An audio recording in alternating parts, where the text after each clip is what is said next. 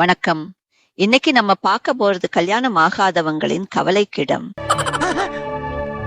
நான் உங்கள் கல்யாணமே பண்ண முடியாத AI. ஓன் ஹவுஸ் இருக்கணும்னு கேக்குறாங்க. மந்த்லி 80,000 சம்பாதிக்கிறாங்க. என்ன மாசம் 80,000 சம்பாதிக்க பையனுக்கு அப்படி கிடைக்கல? ஆமாங்க sir. Expected salary 80,000. 40 to 50. 50 to 1 lakh. 50 to 1 lakh. 80 to 1 lakh. 80 to 1 lakh.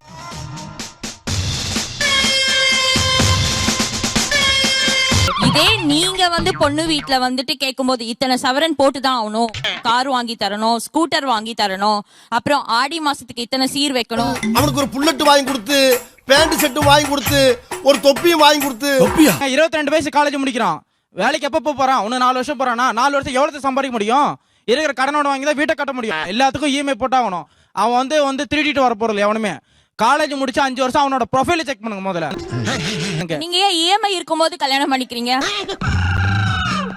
சினிமால தான் ஏழைக்கு கட்டி கொடுக்குறது. அப்புறம் பையன் நல்ல உத்தியோகத்துல இருக்கணும் சார், ஒழுக்கமா இருக்கணும், நல்லா அழகா இருக்கணும். நான் மாப்பிள்ளை மெயினா எனக்கு அழகா இருக்கணும். என்னமா உங்க பொண்ணு சொல்ல வேண்டிய கோரிக்கை எல்லாம் ரெண்டாவது என் பொண்ணுக்கு ஈக்குவலா இருக்கணும். நீங்க சொல்ற அனைத்தும் என்கிட்ட இருக்கு. இந்த பவர் போட்டிக்கு தயாரா? சுயமா சிந்திக்கிறவங்களா இருக்கணும் ஃபர்ஸ்ட். கொஞ்சம் நேர்மை இருக்கணும் சார். எனக்கு முடி இருக்கணும், பழுக்கையா இருக்க கூட. எவனாச்சும் எதிர்த்து கேள்வி வைக்கிறீங்களாயா? பொண்ணும் பையனும் சந்தோஷமா சேர்ந்து லைஃபை லீட் பண்ணுவாங்க. இப்ப நம்ம தான் குறுக்க போந்து நல்லா நம்ம தான் ஏற்படுத்துறோம். அது ரெண்டும் மியூச்சுவலா ரொம்ப சந்தோஷமா வாழ்க்கையை லீட் பண்ணுவாங்க விட்டீங்கன்னா. ஆனா அத நாங்க விட மாட்டோம். அவங்க மனசை மாத்தி மண்டைய உடைச்சு அவங்க மானத்தை வாங்கிடுவோம்.